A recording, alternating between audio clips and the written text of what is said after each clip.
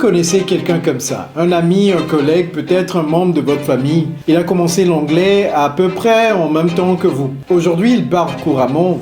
Vous êtes encore au même niveau qu'il y a 2 ans. Ce n'est pas une question d'intelligence, non. Ce n'est pas une question de talent. Ceux qui progressent vite font 5 choses différemment. Ce n'est pas 5 heures de travail en plus. Ce sont 5 habitudes précises. Aujourd'hui, je vous partage ces 5 habitudes et un test pour savoir laquelle vous manque. Hello everybody, it's Coach Joe, your English coach. La plupart des gens pensent que progresser vite en anglais est une question de temps. C'est-à-dire que plus vous travaillez, plus vous progressez. Eh bien, c'est faux. Ce qui fait la différence, c'est la méthode. 2 personnes peuvent passer le même nombre d'heures sur l'anglais. L'une progresse rapidement, l'autre stagne. La différence n'est pas dans le volume, c'est dans le comportement. Voici les 5 habitudes qui séparent ceux qui progressent vite de ceux qui stagnent. Habitude numéro 1, l'exposition quotidienne courte. La plupart des apprenants travaillent l'anglais de façon irrégulière. Ils font 3 heures le dimanche et rien pendant la semaine. Puis une session intense quand ils se sentent motivés. Les apprenants rapides font le contraire. Ils travaillent 20 minutes par jour, tous les jours sans exception. Pourquoi ça fonctionne? Parce que le cerveau consolide les apprentissages pendant le sommeil. 20 minutes aujourd'hui et 20 minutes demain valent beaucoup plus que 2 heures le week-end et rien pendant 3 jours. C'est la science de la mémoire, pas une opinion. Lisez 20 minutes en anglais chaque matin, écoutez un podcast anglais pendant vos trajets. Ces micro-expositions s'accumulent. En 3 mois, cela représente plus de 30 heures de contact avec la langue. Et ces 30 heures sont bien plus efficaces que 30 heures concentrées sur un mois. La question à vous poser, c'est: ai-je un contact avec l'anglais tous les jours? Même 5 minutes comptent, à condition que ce soit tous les jours. Habitude numéro 2, l'immersion active. La plupart des apprenants font de l'immersion passive. Ils mettent des séries en anglais en fond sonore, ils écoutent des podcasts sans vraiment écouter. Ils lisent des articles en anglais, comprennent 60% du contenu et ils ne cherchent pas à comprendre les 40% restants. Les apprenants rapides font de l'immersion active. Ils s'arrêtent, ils répètent, ils notent, ils cherchent. La différence est fondamentale. En immersion passive, vous exposez votre cerveau à la langue. En immersion active, vous traitez la langue. C'est le traitement et non l'exposition qui crée la progression. Voici à quoi ressemble l'immersion active en pratique. Vous regardez une vidéo en anglais, vous entendez une expression que vous ne connaissez pas, vous mettez pause, vous repassez 2 fois, vous répétez à haute voix, puis vous continuez. C'est plus lent et plus exigeant, mais c'est infiniment plus efficace. Au fait, si vous avez du mal à parler anglais, n'hésitez pas à nous contacter. Nous avons déjà aidé des milliers de francophones dans plus de 60 pays du monde à parler couramment cette langue.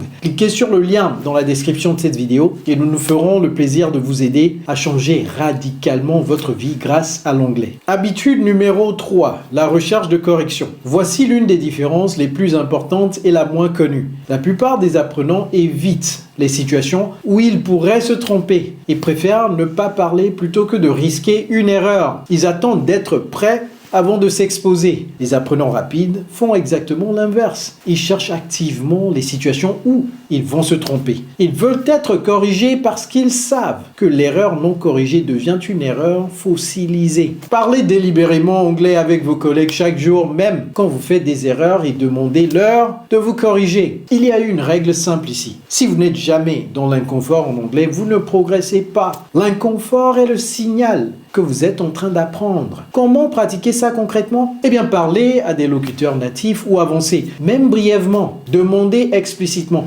est-ce que j'ai bien dit ça? Enregistrez-vous et comparez avec un natif. Chaque correction reçue est une progression. Avant de continuer, dites-moi en commentaire, est-ce que vous cherchez activement à être corrigé ou est-ce que vous évitez les situations d'erreur? Habitude numéro 4, l'apprentissage en contexte. La plupart des francophones apprennent du vocabulaire anglais en mémorisant les mots sans contexte. Ils notent que ubiquitous veut dire omniprésent, adamant veut dire catégorique. Ils mémorisent des définitions, tandis que les apprenants rapides absorbent des mots dans leur contexte naturel. Ils n'apprennent pas adamant, ils apprennent she was adamant about her decision. Ils n'apprennent pas pull off, ils apprennent I can't believe he pulled that off. La différence est énorme à l'activation. Un mot appris en isolation reste dans votre mémoire déclarative. Vous savez qu'il existe, mais vous ne pouvez pas le produire spontanément. Un mot appris dans une phrase complète s'installe dans votre mémoire procédurale.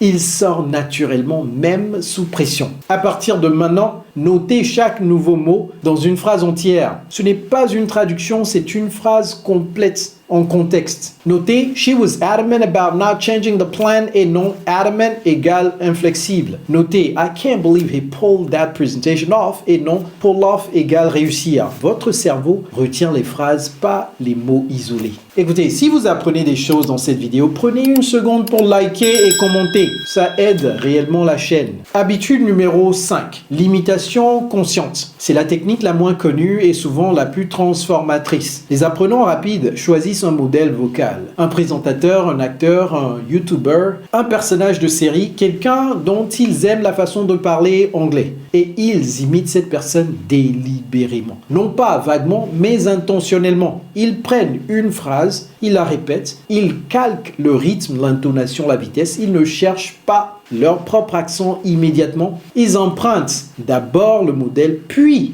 ils l'adaptent. Cette technique s'appelle le shadowing. Elle est utilisée par les interprètes professionnels, les acteurs et les polyglottes les plus rapides du monde. Voici comment la pratiquer en 5 minutes. Choisissez une vidéo de 60 secondes de votre modèle vocal, écoutez une fois, puis réécoutez et répétez chaque phrase immédiatement après l'avoir entendue. Concentrez-vous sur le rythme, pas les sons. En 2 semaines, votre prosodie, c'est-à-dire vos schémas d'accentuation et d'intonation, changent. Votre anglais sonne différemment et les natifs le sentent immédiatement. Maintenant, un audit rapide de vos habitudes actuelles. 1. Est-ce que vous êtes en contact avec l'anglais chaque jour, même brièvement? Sinon, faites-en votre priorité numéro 1. 2. Est-ce que vous vous arrêtez pour traiter activement ce que vous écoutez ou lisez? Ou est-ce que vous laissez défiler? 3. Est-ce que vous cherchez des situations où vous allez vous tromper et être corrigé? Ou est-ce que vous les évitez? 4. Est-ce que vous apprenez de nouveaux mots dans des phrases complexes ou sous forme de liste de traduction? 5. Avez-vous un modèle vocal que vous imitez délibérément? Ou est-ce que vous essayez de parler à votre manière sans référence? Pour chaque nom, vous avez identifié un levier de progression. Ce ne sont pas des changements difficiles, ce sont des changements d'habitude et les habitudes peuvent changer en quelques semaines. Des conseils de pro maintenant. Premier conseil, ne changez pas les 5 habitudes en même temps. Choisissez-en une, la plus simple à mettre en place pour vous. Appliquez-la pendant 3 semaines, puis ajoutez la suivante. Le changement progressif tient, le changement massif s'effondre. Deuxième conseil, la régularité bat l'intensité. Une session intense de 4 heures par semaine ne compense pas 6 jours d'absence. 20 minutes par jour sans exception est le plancher minimum des apprenants rapides. Si vous ne pouvez pas faire 20 minutes, faites 5, mais faites-le chaque jour. Troisième conseil, mesurez votre progression. Les apprenants rapides savent précisément où ils en sont. Ils s'enregistrent régulièrement et comparent. Ils notent les expressions qu'ils ne connaissent pas. La mesure crée la motivation et la motivation crée la régularité. Dites-moi en commentaire laquelle de ces 5 habitudes vous allez adopter cette semaine. Et si vous avez aimé cette vidéo, cliquez ici pour regarder celle-là maintenant. It's Coach Joe, your English coach. Take care.